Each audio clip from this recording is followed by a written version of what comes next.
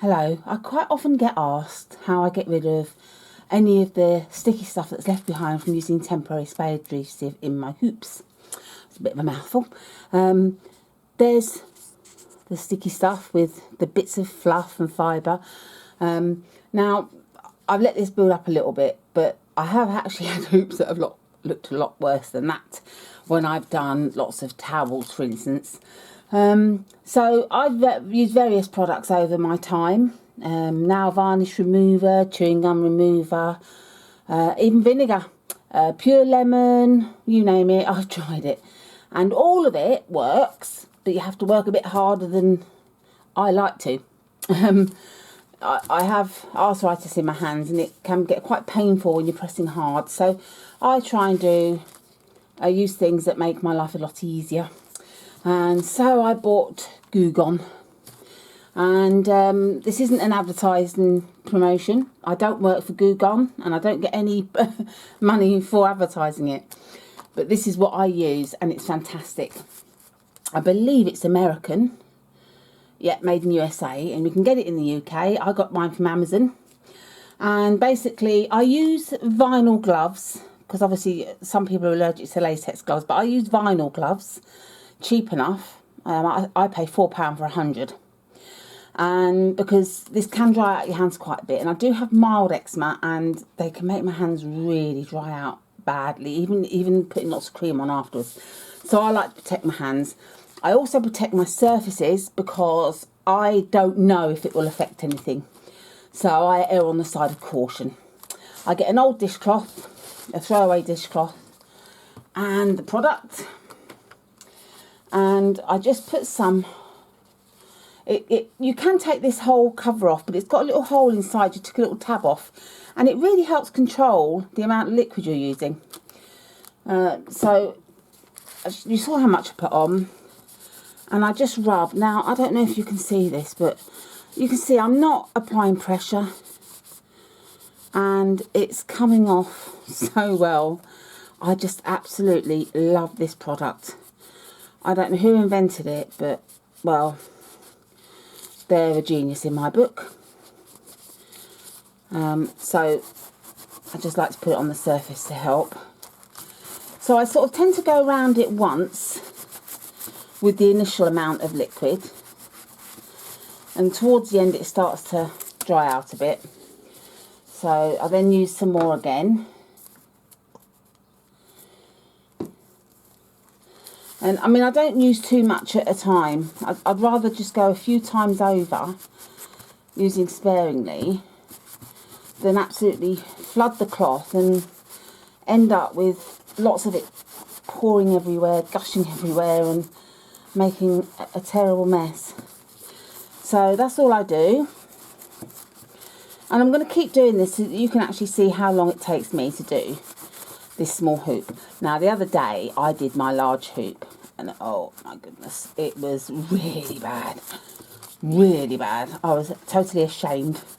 I wished I'd videoed it actually, like a confession. But it was very bad and it just went through it just like knife through soft butter. It was lovely.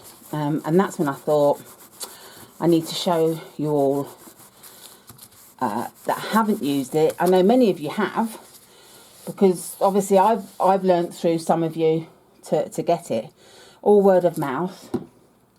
So I've gone round it and it's more or less clear. So now I'm just literally going over the whole area on the outside. I'm going to turn it over and catch anywhere that might be on the inside. Doesn't hurt to go over it even if it doesn't need it. Now, the thing I do notice through doing it is that it tends to get stuck. You can't really get into the places where the little notches are. So I get a little cotton bud and put lots of liquid on the cotton bud and just go into the corners. I mean, you don't have to, but I always say if a job's worth doing, it's worth doing well. So I do like to be very thorough when I clean. So it goes into these corners and the grooves nicely. And that's it. I mean, you've seen how long it's taken. It's lovely and clean now. I hope you can see it. Not sure with the light. And now what I will do is just give it a rinse in some hot soapy water, just to get rid of any remnants, because I do think it leaves a bit of a film. I'm not sure. To be honest, I've never even read the instructions, but I would give it a bit of a rinse, because I don't know if this could cause any staining to your fabric when you next hoop it. So I'm going to go off and give it a rinse, and then I'm going to come back and show you something else. And take the gloves off. Okay, so the hoop's lovely and spotless. So that was my number one tip. And the other one is, I have shown you on the larger hoop in another video to do this, but it was a bit of a rush. So I wanted to show you that I use shelf liner, just the rubber shelf liner in my hoops, which helps keep the stabiliser and or fabric completely tight as a drum. Stops it slipping.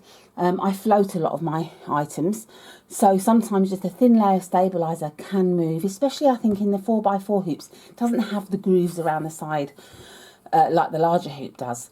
So I do find that they can slip a bit. So what I do is I get my shelf liner, I've got a big roll of it, and I put the inner ring on the rubber liner, and then I get my rotary cutter, and I just go roughly around the outside, and you can follow the lines of the shelf liner. Very easy to do. And then turn it round, follow the line down,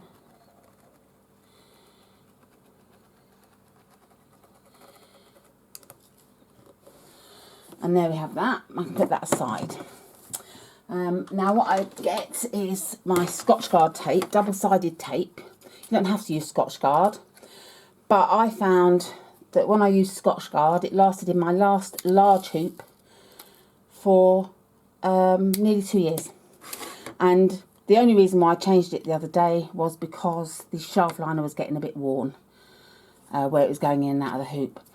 The Scotchgard still held onto it tightly. So I do think that this works better than the cheaper double-sided tapes.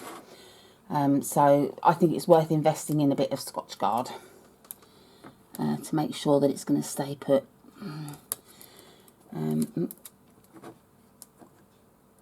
what I do is, I have the Scotchgard so that the tape is lining up on the inside edge, so I don't want it overhanging on that side, I'd rather have it overhanging on this side.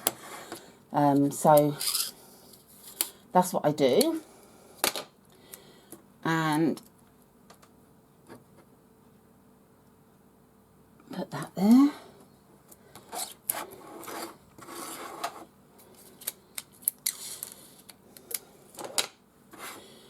Final one.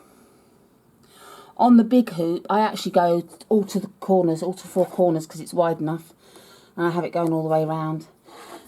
So then we get the mat, and eyeing it up carefully. You've got lines on the rubber mesh as well, so you can really line it up well and have it so that it's sitting flat. Just want to make sure it's completely flat. There's a bit of a ridge in the mat. So you do it, just press it all the way down, and then I go round on the inside of the hoop, quite close. You want it really quite close to the edges, because you don't want the rubber mesh on the inside that will catch up with your embroidery. So you don't need lots overlapping on the inside. So I do that, and then I just have to go up to the scissors to meet it where the rotary cutter couldn't reach. So I do this all the way. Snip there. keep going, and then final corner.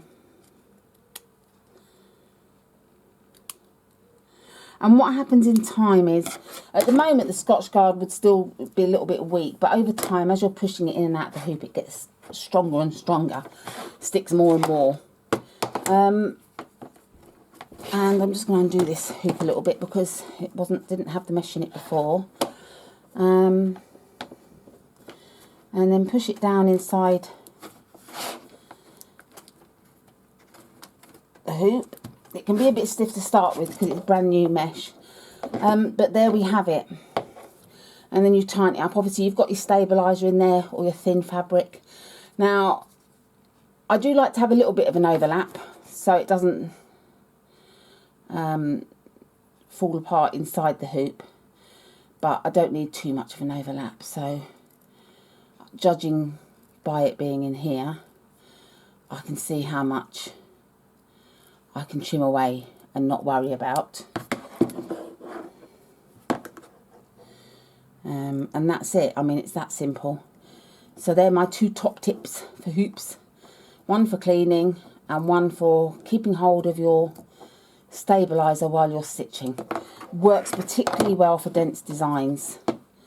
And if you want to, you can also trim the corners up so that you haven't got the big corners sticking around.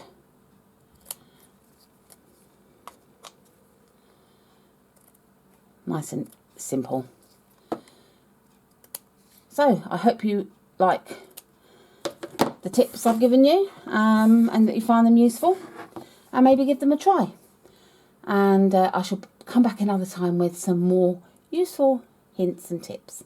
Thanks for watching. Bye.